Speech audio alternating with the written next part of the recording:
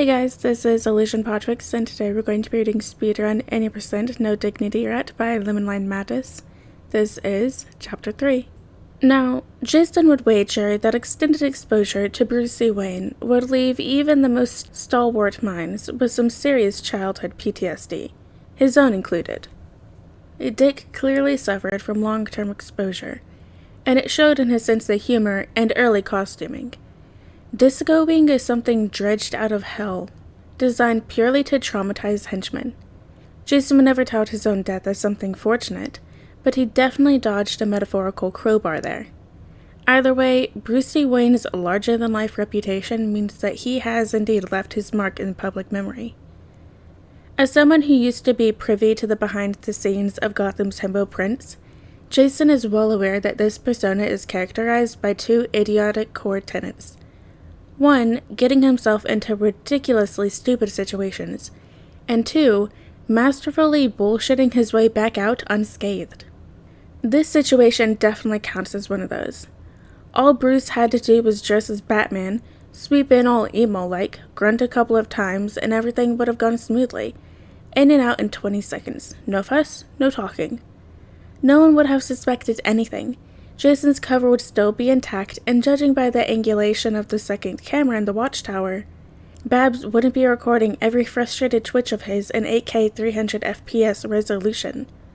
Jason is kinda just standing at the side, watching this all happen like a ping-pong match. He doesn't like obeying Bruce on principle, but he's been promised freedom, so he's going to follow the rules for now. Can't just let Wayne take him. He's on the FBI wanted list. There are extraneous circumstances involved, Superman says firmly. It's fine. Trust me on this. There's a reason why we let Batman deal with Gotham villains and villain-adjacent figures. Well, he is only on the list because he kept on killing the guy who ranked above him, but still, not helping Flash. Batman will explain later. Now is not the time for... Alas, Bruce is a drama queen at heart, and thanks to him, this is not going smoothly. The proceedings that Jason is now being forced to watch has the approximate consistency of crunchy peanut butter. Without Batman present to sign off on Jason's release, the heroes present are, rightfully, suspicious of some rich guy just showing up on a highly secure satellite facility and trying to free a prisoner with the power of uber nepotism. Superman's entire "trust me bro" shtick isn't really helping. Not when the man is being this tight-lipped about why he's helping a previously secured crime lord free into the wild again. It is moving along, though, at a snail's pace. With the power of Superman and Bruce, sort of, on his side, so long as he remains an IQ of over 25, he should get through this relatively unscathed. Mostly unscathed. A little scathed at worst. He can see the light at the end of the metaphorical tunnel. He's so close to getting out of here. The cuffs are off, he's been cleared of some crimes. And the only thing extending his current agony is the way Bruce is dragging his feet, Brucie style, extending this purgatory of his. I really don't see the problem here, Bruce is saying patiently. Are you sure you don't have a concussion? I see TV heroes getting knocked around all the time, so some brain damage is probably warranted at this point. Green Arrow, whose saint-like patience is probably rivaling Jason's at this point in time, pinches the bridge of his nose once again and breathes deeply and rhythmically like he's reciting a "finding inner peace" mantra he found online somewhere. Bruce, I hate to break it to you, but... Green Lantern pauses like he's about to break some incredibly sad news. He decapitated like 10 people. We can't just let him go. Get over it, Jason says. Honestly, they seem to be really hung up on that point. Besides, they have no definitive proof. There's no evidence anymore, as Jason bribed enough people in law enforcement to look the other way or otherwise mishandle any residual traces. The only thing that's left is nearly everyone in Gotham's underworld who knows otherwise. But they won't be saying anything anytime soon. Ergo, they only have hearsay, and they all know it. Everyone except for Brucie, apparently. Come on, he waves a dismissive hand around, scrunching his nose in disgust. Everyone knows the Red Hood is an urban myth. Jason's just going through a cosplay phase. Kids these days and all that jazz. Silence. Green Arrow's eyebrow twitches to Jason's great schadenfreude. Slowly, haltingly, he turns to the Flash, who is pulling a face that could best be described as dibs not. Green Lantern tries to subtly shelter behind Superman, who is desperately trying to keep a straight face, which would have been believable to anyone who didn't know him. Given that every single person in the room does, in fact, know him, it's not very effective at all. Never mind. This is the best. Brucie for the win. Truly top-tier comedy. Yeah, Jason's voice nearly shakes with repressed humor. He's never been more thankful that he has a voice modulator.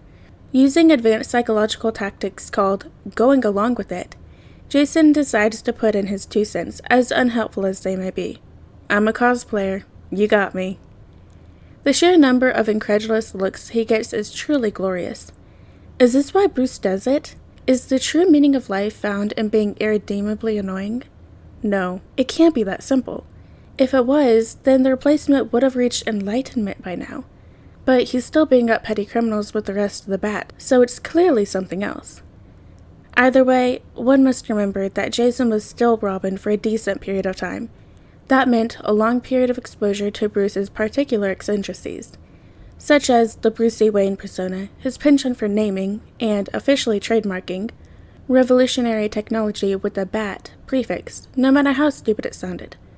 The constant subtle deadpan jokes, the irony of his brand, etc., etc. Bruce must have been a depressed, emotionally constipated asshole most of the time, but none who truly knew him would deny that he definitely had a subtle, yet very effective sense of humor. Jason spent a portion of his most malleable childhood years next to this man. He's not going to deny that a bit, a teensy part of his humor might have been influenced as a result. That's the only reason why. Like that Batman guy, Jason says, dead serious. Everyone knows he's totally fake too. A beat of disbelieving silence, sparing a glance over at Bruce, who recoils when he notices the nearly imperceptible glint in Bruce's eyes look suspiciously like pride. He's not dealing with that now. Not here. All right, Green Lantern says slowly. I will admit, that is objectively hilarious, and I will be telling him all about this later. But you have to be joking. You can't seriously live in Gotham and actually believe that Batman and the others don't exist. Simultaneously, Flash turns to Green Arrow, hands in his hair. Are you sure you didn't give him brain damage when arresting him or something? He is completely ignored. Batman exists, and we work with him. No, you don't. Bruce's answer is matter-of-fact, self-assuring in the most annoying way possible. I've been kidnapped and ransomed so many times. He enunciates, eyes wide. He would have rescued me, wouldn't you think? At least once. Have you considered that maybe he doesn't want to deal with you?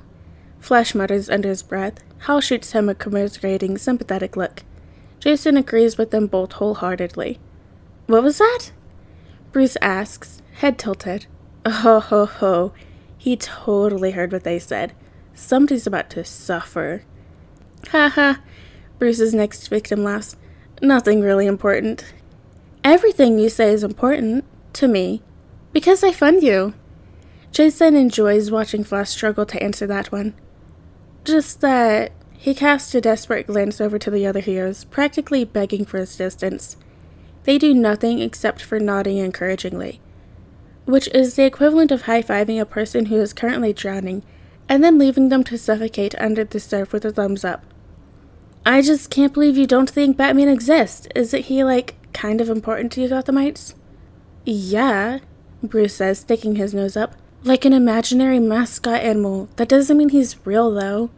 If you don't think he exists, Flash's voice is steadily creeping up in pitch, then why are you funding us in the first place?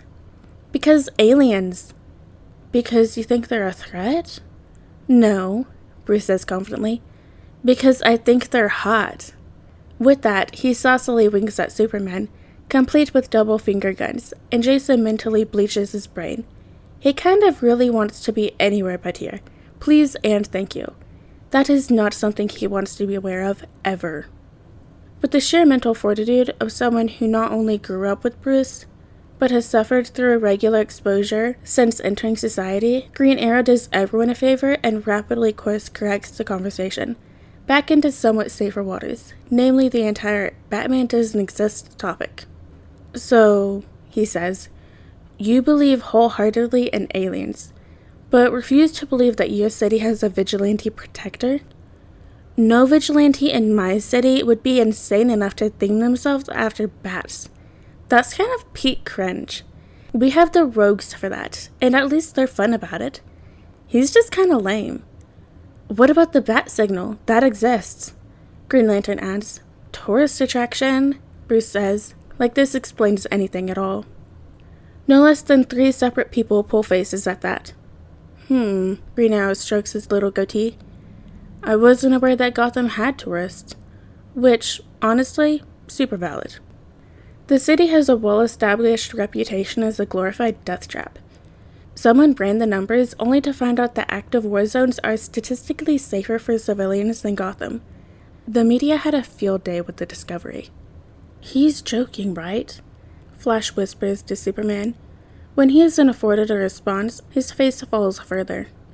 I knew rich people were out of touch, but this is next level delusion behavior. Superman laughs softly. Look, Bruce is a character, but he means well. There are variables at play Batman hasn't shared with you yet. Green Arrow quietly huffs an, of course, under his breath, which Superman pays no attention to. All I can say at this moment is that I have it handled, and bringing them both back to Gotham, alleged crimes or no, is the best course of action here. I can't, Green Arrow says flatly. He turns to Superman and says, Look, I understand where you're coming from, but the fact remains that we found him dealing in Star City, my city. So we'll be keeping him here until we've either got some answers or Batman himself comes to take him off our hands. Batman is unavailable right now.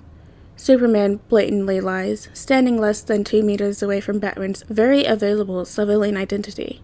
So we will have to find an alternative arrangement. Batman is very available right now, Jason wants to yell. Batman is standing next to you and is having the time of his life fucking with you all. He turns to Bruce, taking a deep, calming breath, barely manages to dredge up that inch of patience he previously gathered to refrain from throttling Bruce here and now. Just a little strangulation would be so satisfying, just to shut him up. But that would be entirely counterintuitive to getting off this fucking satellite. So Jason takes his time to beat back the embers of that idea, before paying attention to the conversation again.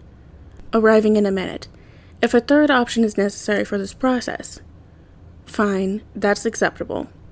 They found some sort of accord. Finally. Took them long enough. Seriously, one would think a tag team of Superman and Batman, even disguised as Bruce Wayne, would make getting out of here a cakewalk. If Jason was in either one of their places, he could have talked his way out of here nearly half an hour ago. But alas, neither of them are helpful. In fact, they're being borderline useless. No wonder why it's taking so long to get out of here. It's almost like they're purposefully trying to drag this out, like they're stalling for something. Jason's blood goes cold. They're stalling. I heard there was an issue? That voice. No. Jason's blood pressure ratchets up to a solid 210/170. In half a millisecond, his heart rate accelerates to dangerous levels faster than a damn NASCAR driver. No. Wonder Woman! Bruce's cheery voice grates at his ears, and Jason wonders the possibility of smashing through the nearest window and taking his chances with the freezing vacuum of outer space. How wonderful to see you! My baby boy is such a fan. Might I hope to get an autograph? No! Every finger on his metaphorical monkey paw has curled, all except for one in the middle. Who needs enemies when you have parents like this? Jason, not for the first time today, debates the merits of renting out a warehouse, squeezing into one of his old Robin costumes, and sending his location data to the Joker. Alright guys, and that is end of Speedrun 80% No Dignity Rot by Lemon Lime Mattis. I hope you guys liked it, and I'll see you next chapter.